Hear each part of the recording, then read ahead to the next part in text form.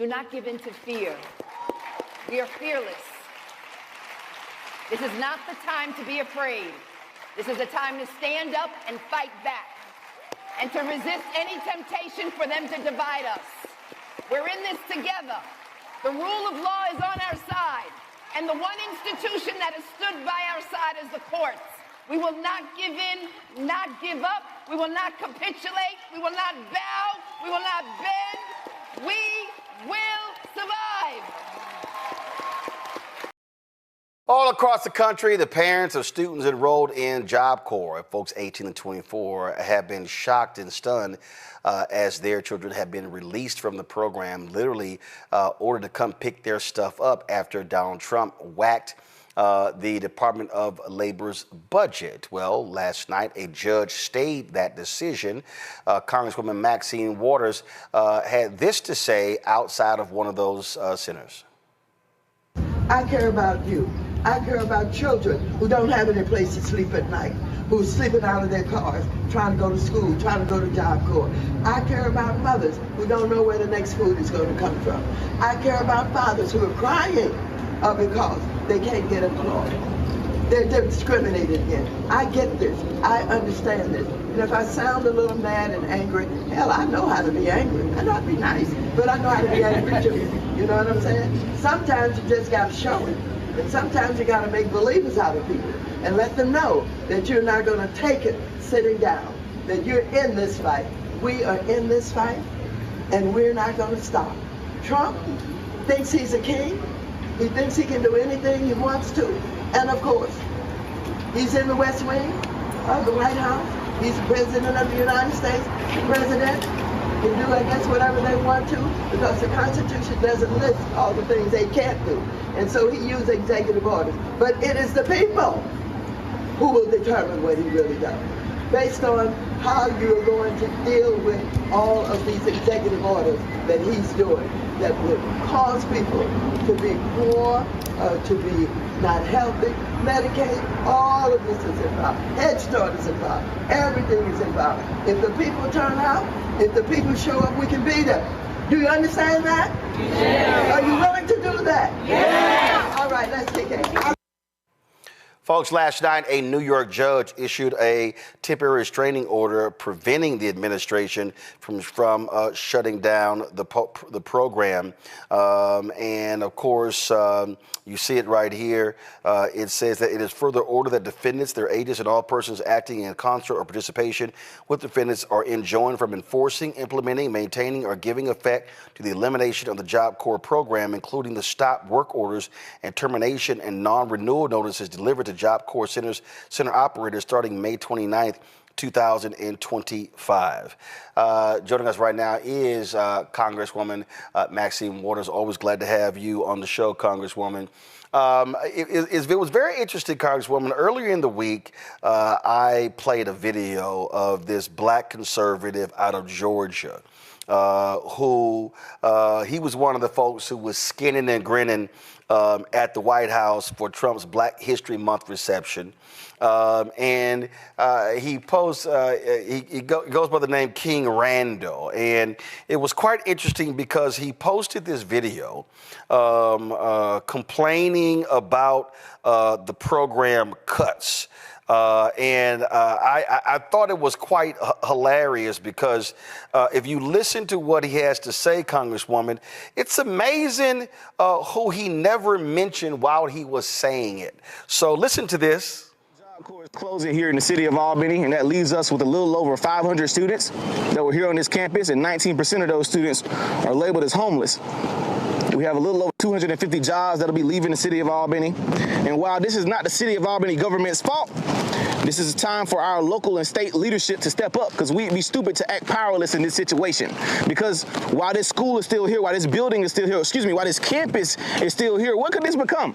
Could this become a Southwest Georgia regional hub for trade skills training? Could this become something major that the city brings on to start training workforce? Because if we're training workforce, then we can invite industry to come here. But if we don't have any workforce for industry, they'll never come. But if Doherty County School System could train workforce and adults, why can't the city of Albany do the same thing? So my question to leadership is, are we going to allow this opportunity now to pass us by, or are we going to lead? Are our leaders going to lead? And if they don't want to lead, then we step aside. Let somebody else do it. And subscribe I just found that to be quite hilarious, Congresswoman. It's because he says, well, it's not the city of Albany, Georgia's fault this is happening, but he never mentions whose fault it is. He never mentions Trump. He never mentions that he was the one who cut the program. Not anywhere in there did he argue for the program needed to be restored. The money needed to be restored. Made the argument as to why. And see, that's my problem with these black MAGA people who I call the help. It's amazing how they love to say black people who voted for Vice President Kamala Harris on the plantation, but they get real quiet when stuff happens to black people. And when it comes to the Job Corps program, half of the people in Job Corps are African American. Absolutely. And either they are extraordinarily ignorant or they're being dishonest. They know, I believe, they know where these cuts are coming from. For those who want to identify with Trump, they're willing to say or do whatever it takes in order to be embraced by him. But listen, let me tell you something. This strike against children is absolutely unconscionable.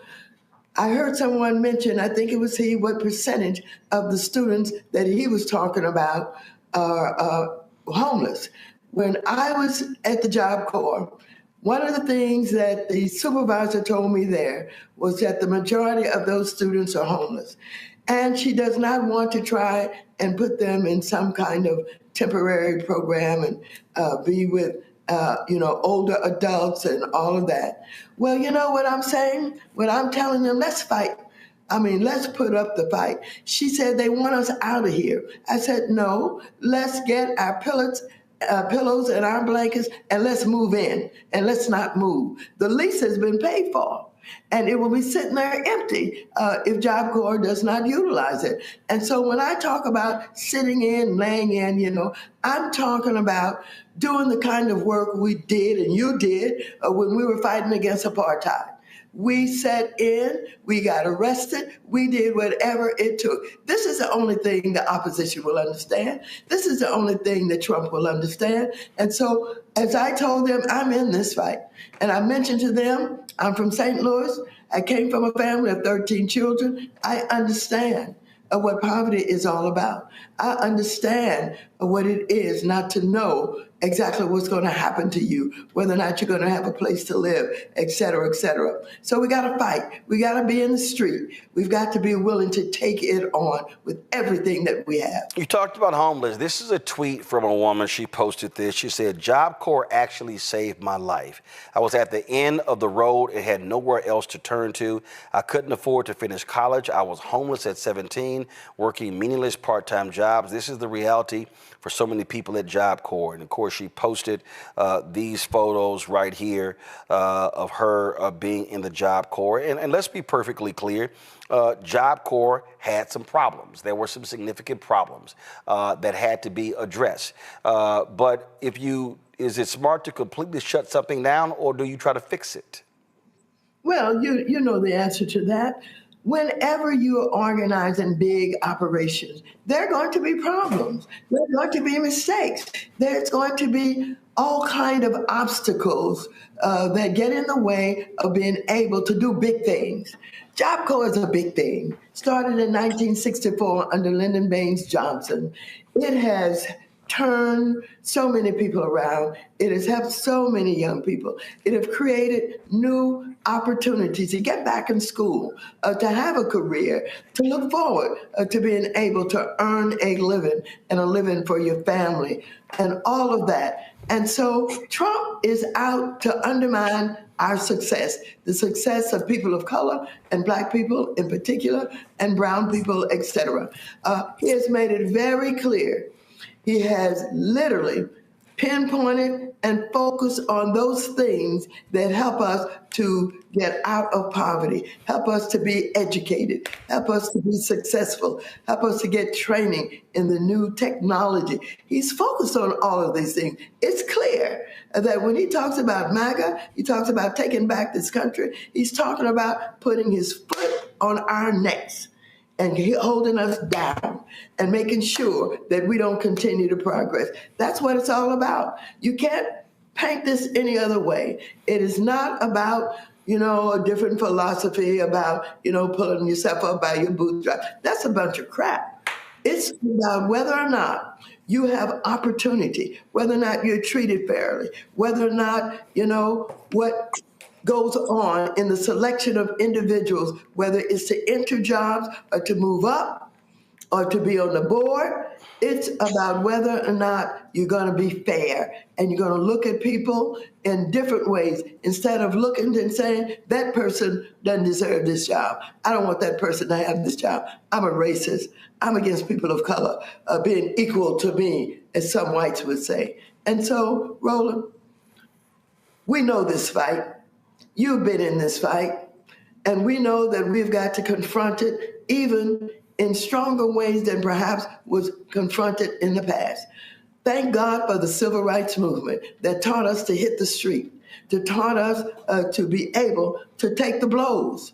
Now, I want to tell you, Dr. Martin Luther King was a wonderful human being, practiced nonviolence. We're not a violent people. Trump is trying to goad us into violence. He is trying to get us into a point of anger and disgust that we hit the streets in a way that he can call in, the National Guard and be involved in, civil war. I know what he's trying to do. And so we've got to be smart. We've got to know how to fight. We've got to know how to articulate and identify what's wrong, who's the cause of it, but we can't be goaded into the kind of fight that he would turn the guns on us. I get it. I understand it. When you look at polling, when you look at how people are answering questions, they're saying that Democrats are not meeting the moment. What you're saying is this has to escalate. What are you saying to Democratic leader Jeffries? What are you saying to Senator Chuck Schumer? What are you saying to the head of the DNC, Ken Martin? Because it seems as if that what they are doing is not resonating with people. When I hear people talk about fighters, I hear them mention your name. They mention AOC. They mention Jasmine Crockett. They mention Ayanna Pressley. And there is this feeling among lots of people. And I can tell you, I hear from lots of African Americans, they don't think that Democrats are doing enough to fight this fascist. They're saying that how could you call someone a fascist, but then show up to his speech on March 4th joint sessions of Congress? How could you show up to his inauguration? So if that person is really a fascist, then you respond accordingly. Do you think that Democratic leaders should be doing more? And if so, exactly what? Well, let me just say this. I kind of alluded to the fact that government is always not understood. And people don't really understand that there's nothing in the Constitution that says the president can't do whatever he wants to do. And that's what we got to get into people's head, is that the president of the United States of America, with these executive orders, are trying to undermine the Constitution. He's trying to do away with laws that have been made. And so we've got to fight them in the ways that we can. One of the things that members of Congress are doing, we all are holding town hall meetings in our districts and talking to people and explaining to them what is happening and trying to get them into the struggle to hit the streets. We can't just do it sitting at home and going on the internet. We've got to go back to some of the tactics that were used in the civil rights movement. Hakeem Jeffries is hitting the streets every weekend. He leaves here, he's raising money, so we have the money to fight them with. They are rich. They are billionaires. They've got all of this money and all of that literature and all of the time that they buy on television. People are believing the lies that they hear because they are constant. They hear these lies over and over again. The only way to overcome that is to raise money also and put the literature out, buy the time, and defy them and tell people the truth. So we have roles to play. The roles to play is members of Congress, use your platforms, talk, explain, teach, raise money. And for those of us who are willing to hit the streets, let's join them in hitting the streets. Let's get people to the town hall meeting. It is not as if Democrats are not doing anything. Democrats know that we've got things to do. Much of it costs a lot of money, and that money comes only if we work hard for it, we convince certain people, we beg for it, we leverage for it. But the billionaires who run with Trump are not going to get that money to us. And so we've got to tell not only our people, but the so-called progressives and liberals and all of those out there who are philosophically in line with us, that they've got to raise this money, because this is part of the struggle. Raising the money, putting the town halls together, on the street, doing the protests, getting your ministers to hold meetings so that they educate the people about the importance of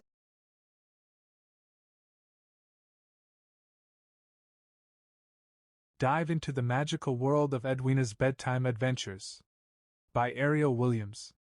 Join Edwina, the little hippo with a big imagination, as she drifts off to sleep and embarks on whimsical bedtime journeys. Whether she's saving the day as a brave firefighter, caring for patients as a nurse at Sunny Valley Hospital, or exploring the wonders of the jungle, Edwina's heartwarming tales will capture the imagination of young readers and spark endless bedtime giggles. This is an electronic book. You'll need an EPUB reader or PDF reader to enjoy this whimsical tale. Get your copy today at lulubooks.com or follow the link tree in profile to get your copy and let the adventure begin.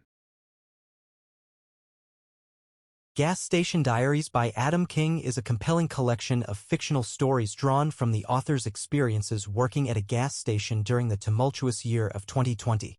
Set in the unassuming locale of Rainbow Land, the narrative unfolds in a place where time seems to stand still, yet unexpected drama and human encounters abound. This is an electronic book.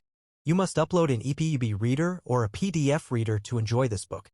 Get your copy today at lulubooks.com and let the story unfold.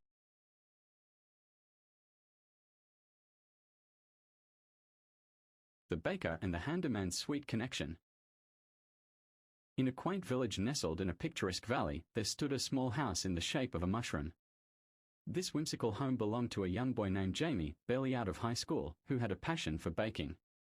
Inside, his cozy kitchen was always filled with the sweet aroma of cakes, cookies, and all sorts of delightful treats. What made his creation special was that each of his cakes was shaped like tiny mushrooms, a nod to his quirky home. Jamie's baking became the talk of the town. From birthdays to celebrations, everyone in the village adored his sweets. Get your digital copy today at lulubooks.com and experience the adventure in EPUB or PDF format. Make sure you have a compatible reader to dive into this unforgettable journey. Don't miss out, unlock the secrets, and let the story begin. Sable's Song, A Siren's Journey to Joy. Once upon a time, in a small, worn-out town in Middle America, there lived a little child named Sable. Worn into poverty, Sable's body was frail, so thin that you could see her bones, but her heart was filled with an exuberance that not even hunger could dull. Sable was awkward, with dark, deep-set eyes that sparkled with innocence and wonder. Despite being born a boy, Sable always knew she was different. Inside her lived a girl, bright and effervescent, waiting to bloom. Get your digital copy today at lulubooks.com and experience the adventure in EPUB or PDF format. Make sure you have a compatible reader to dive into this unforgettable journey. Don't miss out, unlock the secrets, and let the story begin. The Park of Secrets. In the year 2060, near the heart of Florida, just a stone's throw from Disney World, stood a theme park unlike any other, a place known as the House of Secrets. It was a magical park, much like a state fair, filled with towering rides, carnival games, and parades that drew people from all over the world. But among the grand Ferris wheel and the colorful day parade, there was one attraction that outshined them all, the parade princess, a mesmerizing mermaid named Kenya. Kenya was a sight to behold. At 22 years old, fresh out of college, she had the kind of beauty that drew people to her like moths to a flame. Her brown skin glowed under the park lights, her hair a stunning mix of purple and pink that cascaded over her shoulders. Little pink hearts adorned her cheeks, and a ribbon of color stretched across her nose. But it wasn't just her beauty that made her special. Her eyes, big and almond-shaped, seemed to capture the hearts of everyone who saw. Discover the magic of the Park of Secrets. Step into a world of wonder with the Park of Secrets, a heartwarming tale by Ariel Williams that will captivate your imagination. This enchanting story is now available exclusively on Lulu Books. The Future, Daughters of Liberty, A New Dawn. In 2040, the United States was a fractured nation, still reeling from the fallout of Project 2025, the catastrophic policy that had allowed a resurgence of systemic oppression. The Deep South had seceded once more, forming the antebellum republic, where human trafficking, racial inequality, and gender oppression became tragically normalized. The Second Civil War erupted as the rest of the nation sought to free those trapped in this dystopian regime. After years of bloodshed, Kamala Harris had finally led the Union to victory, restoring a fragile sense of hope. But the battle scars ran deep, especially in places like Louisiana, where the remnants of a broken society still lingered. Get your digital copy today at lulubooks.com and experience the adventure in EPUB or PDF format. Make sure you have a compatible reader to dive into this unforgettable journey. Don't miss out, unlock the secrets, and let the story begin. A Dying Planet, The Last Harvest. In the year 2060, Earth is a shadow of its former self, choked by pollution, endless concrete, and abandoned by nature. Only a small fishing village by the sea has managed to preserve the planet's last untouched forest. In this dying world, June and Win, two young girls and the last children in their village, cling to the remnants of hope and innocence. Win roams the forest, collecting the season's last harvest, while June sings songs that echo with a haunting beauty through the village. Get your digital copy today at lulubooks.com and experience the adventure in EPUB or PDF format. Make sure you have a compatible reader to dive into this unforgettable journey. Don't miss out, unlock the secrets, and let the story begin. I told you. What did I tell you? Didn't I tell you? 'Cause I told you. And when did I tell you? A long time ago. And what did I say will happen when I told you? Exactly what just happened.